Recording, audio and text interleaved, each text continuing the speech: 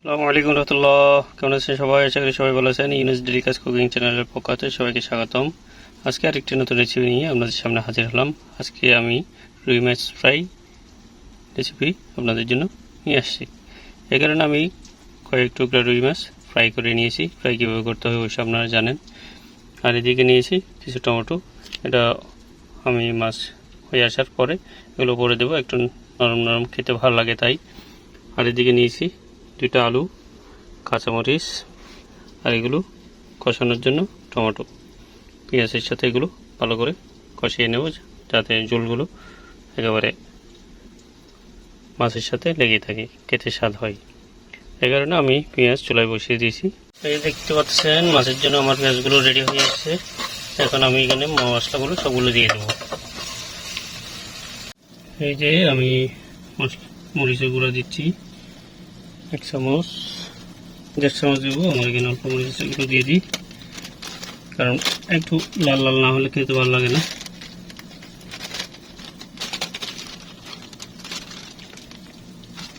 এরপর দেব হলদে গুঁড়ি দেব 1/2 চামচ।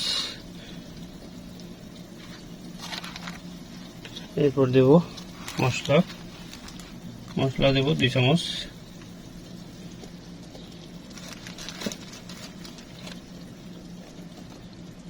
এখন আমি ভালো করে নাড়িয়ে নেব।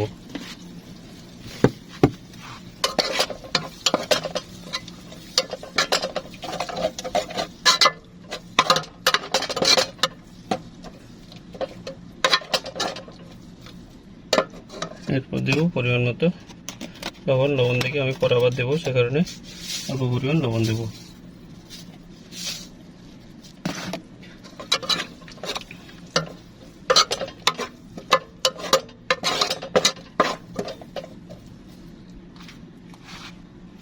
এরপর আমি টানা দিয়ে 5 মিনিট রেখে দেবো। দেখি আমার মশলা কেমন হয়েছে। মাশাআল্লাহ, আমার মশলাগুলো হয়ে আসছে। এখন আমি এখানে দিয়ে দেবো টমেটো এবং কাঁচামরিচগুলো দিয়ে ভালো করে নাড়িয়ে নেব।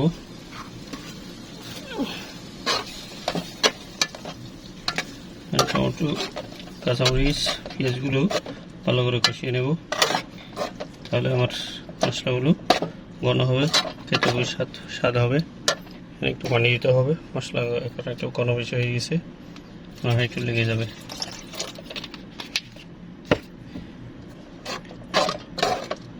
এখন আমি হালকা আগুন বাড়িয়ে দিয়ে আরও 5 মিনিট এভাবে রেখে দেবো। আর পানি বেশি দেবো না, কারণ টমেটো থেকেও পানি বের হবে। আমার মশলাগুলো কেমন হয়েছে? মাশাআল্লাহ, মশলাগুলো হয়ে আসছে। এখন আমি আলুগুলো দিয়ে দেবো। আলুগুলো সিদ্ধ হতে একটু সময় লাগবে। মাছ তো ফ্রাই করা হয়ে গেছে, তেমন সময় লাগবে না। আলুগুলো সিদ্ধ করে নিই। কিছুক্ষণ কষিয়ে নেওয়ার পর আমি মাছগুলো বসিয়ে দেবো এখানে আর পানি ব্যবহার করবো না। দেখি আমার মশলাগুলো, মাশাআল্লাহ, মশলাগুলো হয়ে আসছে, আলুগুলো সিদ্ধ হয়ে গেছে। এখন আমি এক এক করে মাছগুলো বসিয়ে দেবো। এই যে আমি ফ্রাই করে রেখেছি মাছগুলো, আমি সুন্দর করে এক এক করে বসিয়ে দেবো।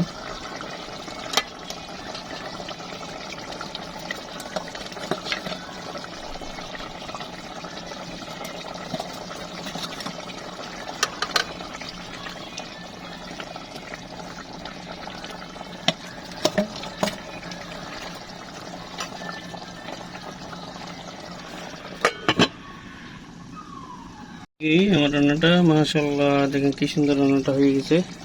এখন আমি কুচি কুচি করে রাখা টমেটোগুলো দিয়ে দেবো, কারণ এগুলো আগে দিলে নরম হয়ে যেত, কারণ মাছের সাথে টমেটোটা খেতে খুব ভালো লাগে। এগুলো একটু একটু নরম হয়ে আসবে।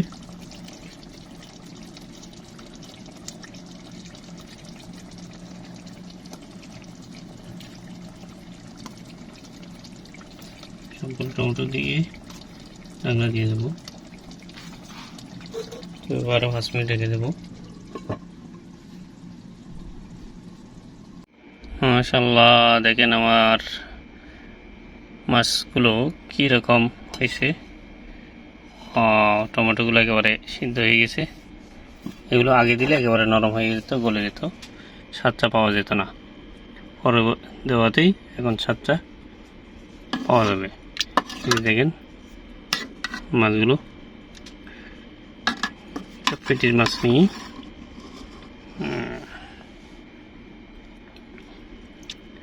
এটা বসাই দিয়ে এবার একটু চুল